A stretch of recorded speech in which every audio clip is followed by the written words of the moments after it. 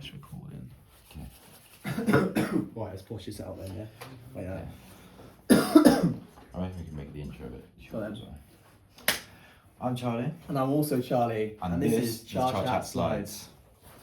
So today's topic is all about motivation and how it can help with sporting psychology. For me, I play at Lidbrook. I coach at Lidbrook now. I've only just taken that up. I'm at the end of 13s, but I've been at the club for 5 years. What about you, Char? Yeah, Chaz, so I currently play for Milkway FC. I've played there since I've been senior. I used to have my youth pathway all the way through Lydney Town, which is my local. And I've been coaching altogether for 6 years at districts, grassroots, and also academy level. So yeah. Nice. So where do we start, Char? I think we should start with the definition, Char. Right, yeah. So motivation in sport refers to a psychological force that drives an athlete to start, persist, and strive in their activity. This includes training, competition, and their overall improvement, Char. So motivation can come in many ways. Like wanting to improve shooting or winning a trophy. Internal and external factors can play a role in the athlete's motivation. You know, so if we look at wanting to improve shooting, that means it comes from within, which is an intrinsic motivation. And if you want to win something, or even get praise off someone else, like winning a trophy, getting some money, or just getting nice comments or feedback off people, that's external factors, which brings into extrinsic motivation. So coaches can push their athletes to do better as long as they know how they're motivated. Isn't that right, Char? Yes, Char. So I think it's best that we talk about some revolving theories around the topic. So I'm thinking about self-determination theory, but Chazza, what actually is it? So, Char, the self-determination theory is a general psychological theory of human motivation, which proposes that people have three psychological needs, which are autonomy, competence, and relatedness. So what do these actually mean? Well, autonomy is the sense to feel in control, whereas competence is the need to feel effective and skilled in one's actions, and to master. And finally, relatedness is the need to feel connected, cared for, and to care for others.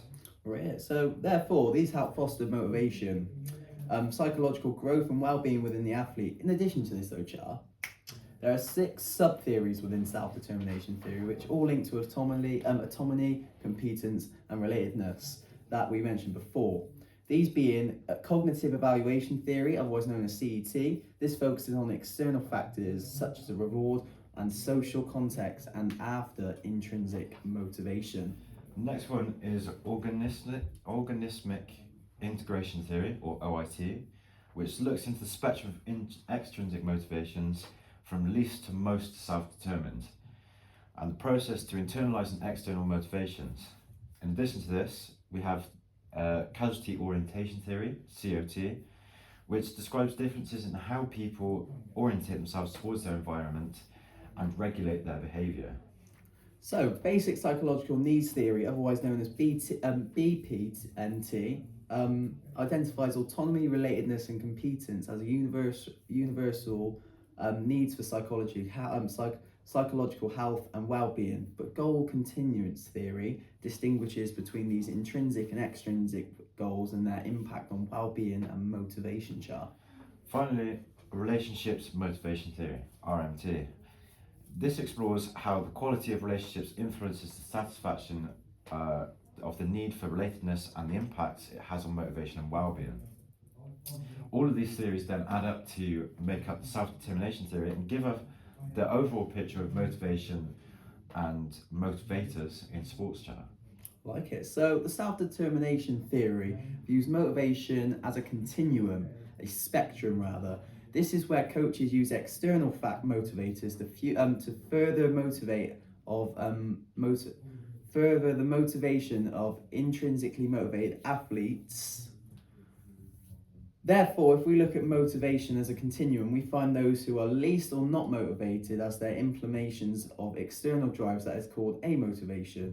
However, this is also the places where it works like for external regulation, which can also be seen as, I have to do this to avoid being punished.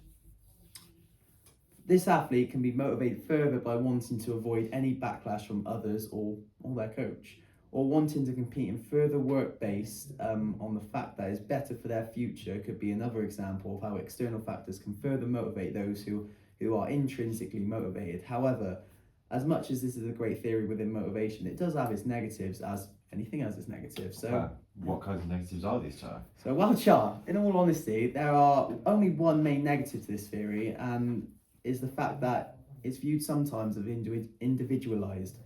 The theory focuses on athlete as an individual and their motivations, and this can skim over the whole picture.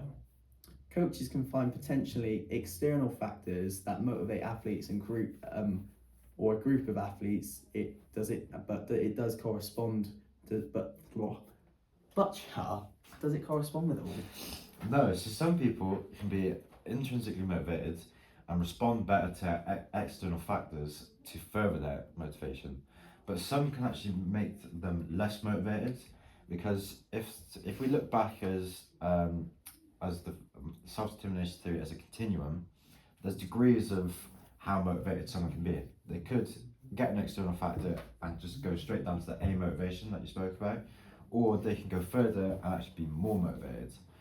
But if we look at like the example you said, I do it because it avoids me getting in trouble, that can actually hinder someone's motivation, because if they're there thinking like that the entire time, they're not going to want to come back, because they're just doing things to avoid getting in trouble.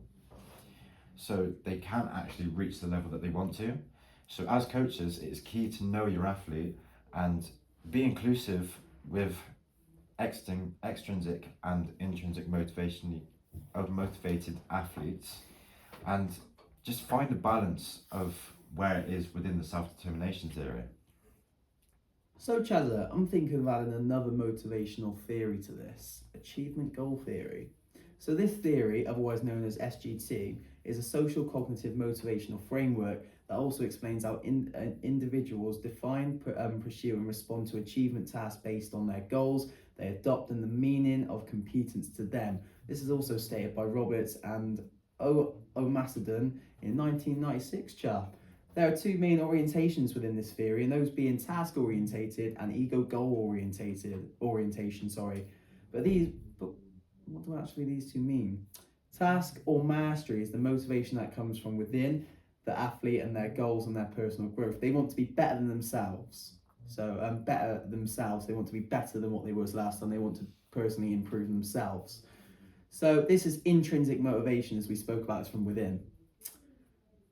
Ego goal orientation is the motivation to outperform others, to stand out, and they are extrinsically motivated, and with this and want to impress others, not themselves as much. So that means they want to be better than someone rather than focus on what they need to do to improve, essentially. Well, I think it's clear how this actually links to our topic, because it speaks directly about the motivators.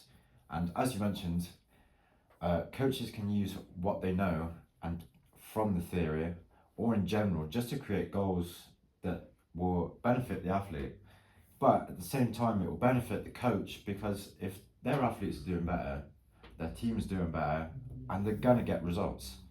So I think it's key that they try and implement this into their sessions and give these motivators to actually get better results. So with the right knowledge comes the right outcomes, does it not?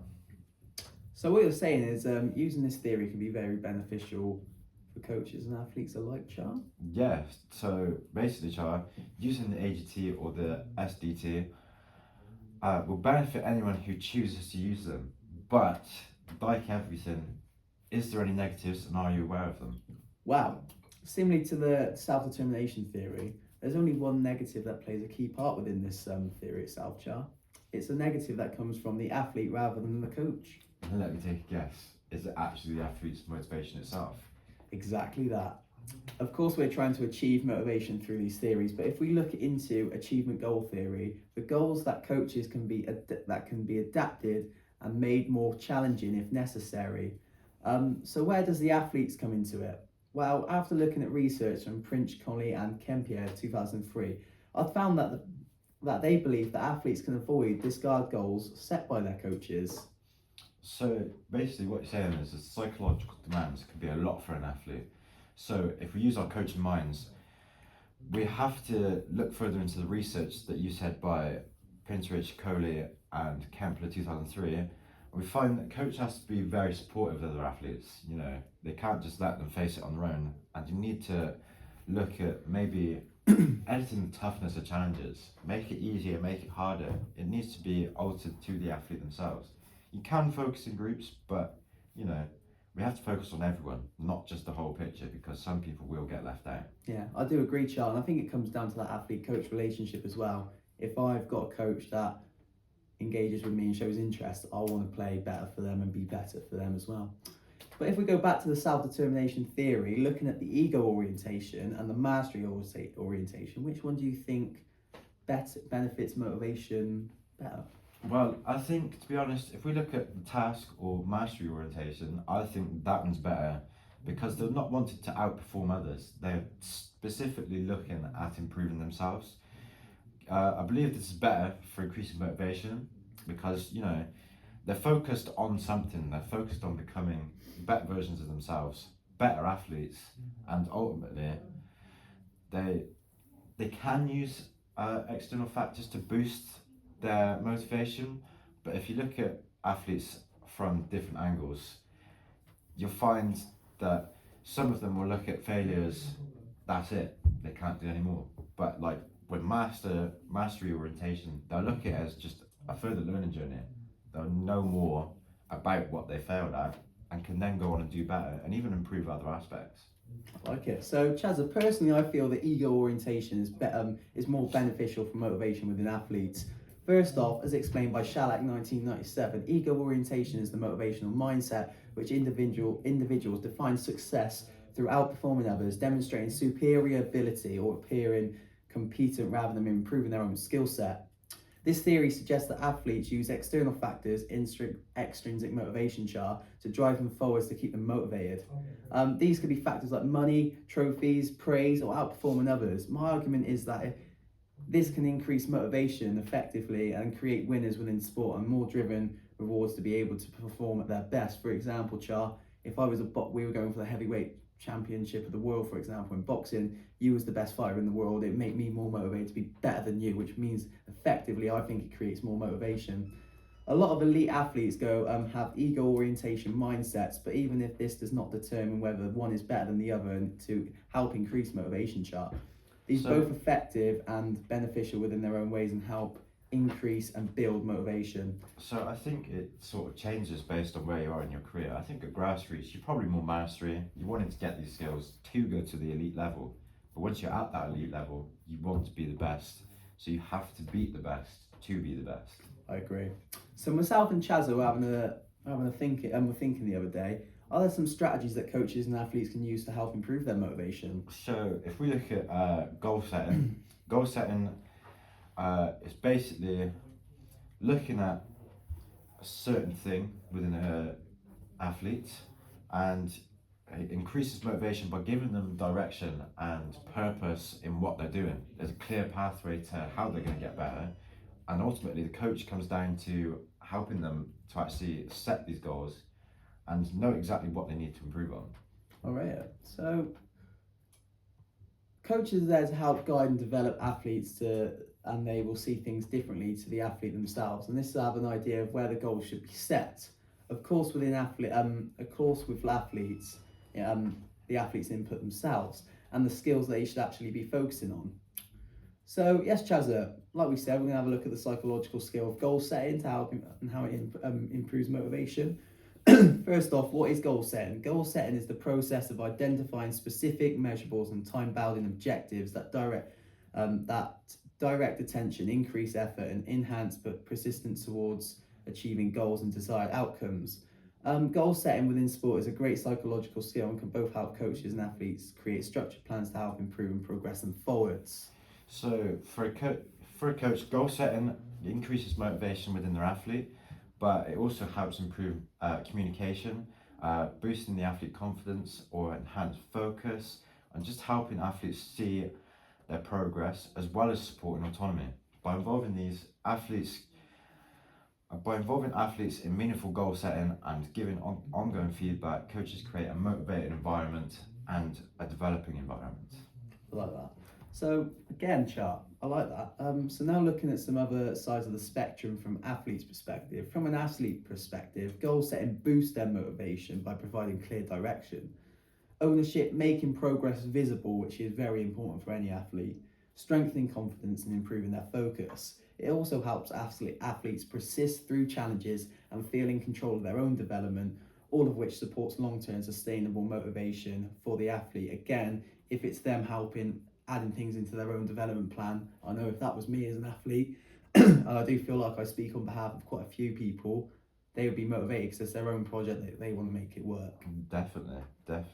So do you think we should wrap this up then, Joe? Yes, Char. So let's think of things wrapping up. Today we've looked at a deep dive into motivation, how it plays such a huge role within sport and coaching. We've looked at what motivation actually is, the difference between intrinsic and extrinsic motivators, and how understanding these can help both coaches and athletes get the very best out of themselves. So we looked at two theories, the self-determination theory and the achievement goal theory, and we discussed basically how the way athletes think, behave and push themselves. And even though both theories have their strengths and boundaries, it ultimately came down to no specific person, no specific motivator might not motivate someone else, and what drives one person might not hold back another. And basically, coaches need to understand their players. I totally agree. We spoke about mastering ego orientation and how mindset can influence motivation in different ways, whether an athlete wants to be better than themselves or outperform others. But essentially, both orientations can be effective within their own way, Char. Finally, we looked at goal setting as a powerful psychological skill.